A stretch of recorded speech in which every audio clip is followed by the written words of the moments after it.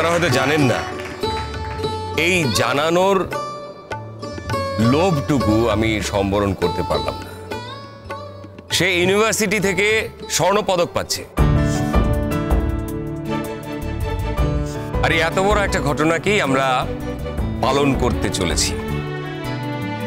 আমাদের অন্যান্য কৃতি ছাত্রছাত্রীরাও বেশ ভালো ফল করেছে, কাজেই তাদের মধ্যে যারা প্রথম সারিতে আছে সবাইকেই আমরা সম্বর্ধনা জানাবো।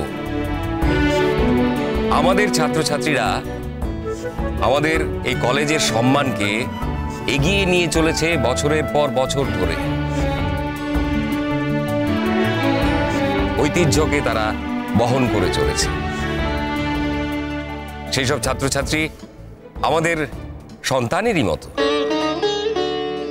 কাজেই তাদের কাছে আমি কৃতজ্ঞ এই কথাটা বলবো না, মানে আমরা কৃতজ্ঞ এটা বলবো না, কিন্তু এটা অবশ্যই বলবো যে তাদের জন্য আমরা অহংকার বোধ করি। আর আজ আমাদের সমস্ত কলেজ, সমস্ত ছাত্রছাত্রী অহংকারী আরেকটি ছাত্রীর জন্য, তার নাম ইমন মুখার্জি। আমি এবারে মঞ্চে ডেকে নেব আমাদের কলেজের অধ্যক্ষ ডক্টর বিশ্বদেব বসুকে। স্যার, আপনাকে মঞ্চে আসার জন্য অনুরোধ করছি। আমি একই সঙ্গে মঞ্চে আসার জন্য অনুরোধ করছি প্রখ্যাত সাহিত্যিক শ্রী সুজন গঙ্গোপাধ্যায়।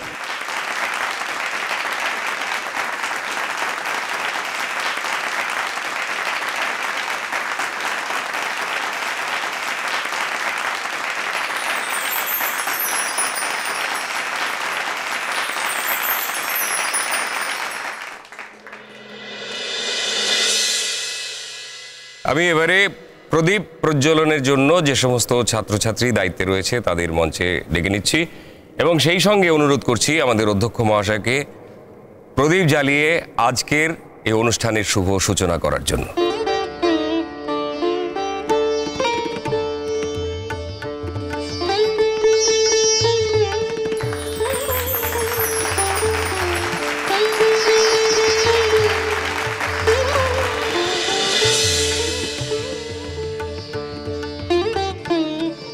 দেখছো রওনাটা শেষ পর্যন্ত এলো না।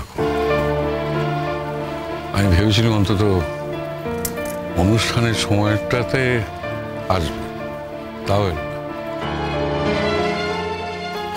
দেখো, এভাবে কিন্তু চলতে পারে না, এর একটা বিহিত হওয়া দরকার। আর এইভাবে চলতে থাকলে কিন্তু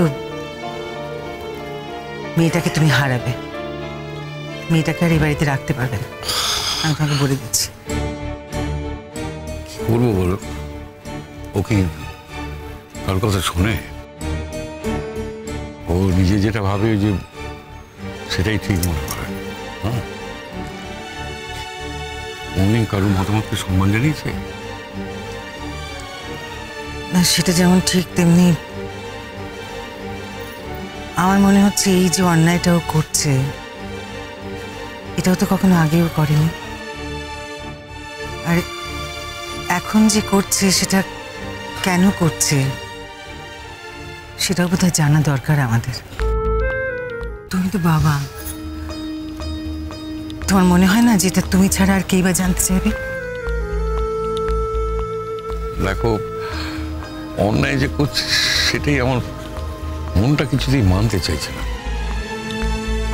যা সব শোনা যাচ্ছে আমার কিরকম বিশ্বাস হচ্ছে না। তো বাপ হিসেবে আমার তো জিজ্ঞেস করা উচিত, করবো, জিজ্ঞেস করবো, আর সেটা আজই। আমি এবারে আমাদের অধ্যক্ষ মহাশয়কে দু একটি কথা বলার জন্য অনুরোধ করছি।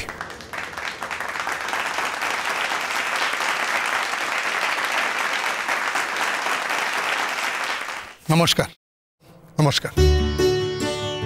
আজ আমি অত্যন্ত গর্বিত বোধ করছি এই কারণে যে আমার জীবনকে যে দিনটিতে হাজার সূর্য আলোয় ভরিয়ে দিয়েছে, সেই দিনে এই মাইক্রোফোন ব্যবহারের সুযোগ আমি পেয়েছি। আমি নিজেকে ধন্য মনে করছি শিক্ষক হিসাবে যে আমি এত ছাত্রছাত্রীকে পেয়েছি যারা সূর্যের মতন। কোথায় গেল হেমন? হেমন তো আমাদের সঙ্গে এসেছিল, কতগুলো ছেলে মেয়ে এসে ধরে ধরে নিয়ে গেল, সে কোথায় গেল? ও প্রাইজ দেবার সময় ঠিক আসবে। ও বড় বউ, আপনার শুনেছিস? হ্যাঁ, আমাদের বাড়ির একটি বউ আমাদের সকলের মুখ কিরম উজ্জ্বল করলো। হ্যাঁ, সবাই ওর কথা বলছে। আমাদের বাড়ির ছেলেপুলের অবশ্য লেখাপড়া খুবই ভালো ছিল, কিন্তু এত প্রাইজ কেউ পায়নি। কতবার ওর নাম করছে, শোনো, শুনতে পাচ্ছ? কানে কিছু গেছে? তাই তাই না?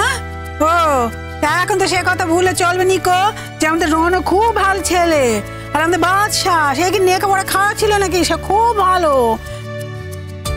হ্যাঁ হ্যাঁ, হয়তো এমন আনি একটু বেশি রেজাল্ট করছে, তাই বলে তারা খারাপ নয় তো মোটে। আমাদের রনু, আমাদের বাদশাহ, আমাকে আমার কলিমাও তাকে খারাপ নাকি? হ্যাঁ হ্যাঁ, নিজেরটা সবসময় খারাপ হয়, তাই না? ইমন কি পড়েন নাকি? ইমন তো আমাদেরও। তা কি বলেছি এমন আনি পরের? আমি বলেছি ও পরের। বারে বারে বাপ, আমার ঘাড়ে কখানে মাথা যে আমি বলবো সে পর। ও বড় বউ, অনেক কানাঘুষো শুনতে পাচ্ছি। সাবধান করো রনকে, খুব সাবধান করো। আমাদের ইমন কিন্তু দেশে মেয়ে নয়, কিচ্ছু মানবে না।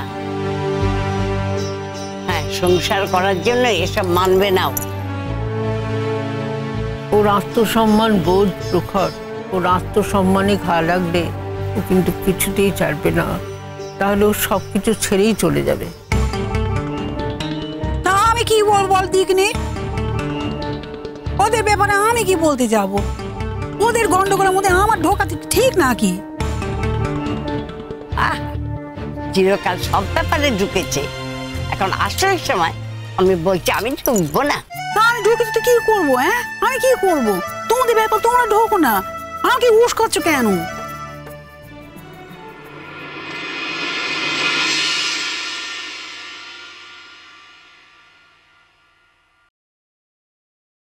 কি হচ্ছে কি? কেন চেঁচামেচি করছো মা? কোথায় কি যাচ্ছি? সবাই তো শুনতে পাচ্ছে নাকি? তা আমি কি করবো? এরকম অনেক যে কথা বলে আমি চড়বো নি? আচ্ছা ঠিক আছে, সব ব্যাপারে আমাকে ঢুকে দেবে। আমি কিছু বলতে গেলে যেন আমার দোষ। হ্যাঁ, আমি যেন কাঁটা, আমি যেন শাকের পোড়া। আচ্ছা ঠিক আছে, লোকজন শুনছে তো। ওদের চুপ করতে বল, থামতে বল। আমরা একটা অনুষ্ঠানে এসেছি, আমাদের বাড়ির মেয়েটা একটা সোনার মেডেল পাচ্ছে। কত বড় প্রেস্টিজের ব্যাপার। আমাদের বাড়ির লোকদের একটুখানি সমঝে বুঝে চলতে হবে না? চুপ করতে বলো।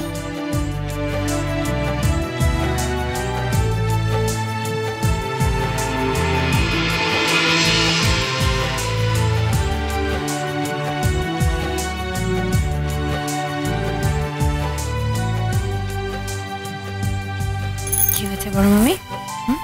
কিছু হয়নি, কিছু হয়নি। কি আবার হবে? যা হবে সব তো আমারই দোষ।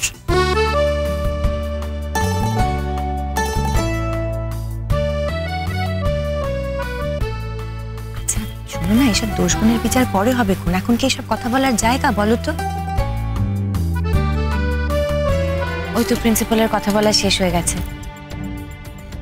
এক্ষুনি কিন্তু মনোবের প্রাইজ নিতে আসো না। একদম অন্য কথা বলবে না, মন দিয়ে দেখবে, ঠিক? কুসুম দোলা কুসুম দোলা।